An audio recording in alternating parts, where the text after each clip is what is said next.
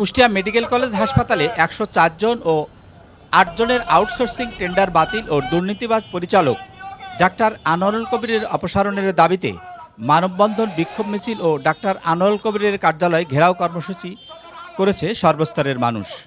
আজ বেলা ১১টায় Kushtia medical college হাসপাতালের প্রধান ফটকে সর্বস্তরের মানুষের ব্যানারে অনুষ্ঠিত উক্ত মানববন্ধনে জুলাই যোদ্ধাসহ সর্বস্তরের মানুষ অংশ নেয়।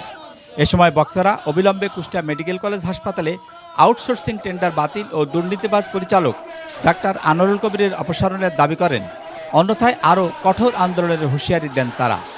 মানববন্ধন শেষে একটি বিক্ষোভ মিছিল নিয়ে হাসপাতালের পরিচালক ডাক্তার আনোয়ারুল কবিরের কার্যালয়ে প্রবেশ করতে গেলে পুলিশের বাধার মুখে পড়ে আন্দোলনকারীরা। এ সময় উত্তেজনা তৈরি হয়। পরে সেনাবাহিনীর একটি টিম এসে পরিস্থিতি স্বাভাবিক করেন এবং আন্দোলনকারীদের সাথে বৈঠকে বসেন।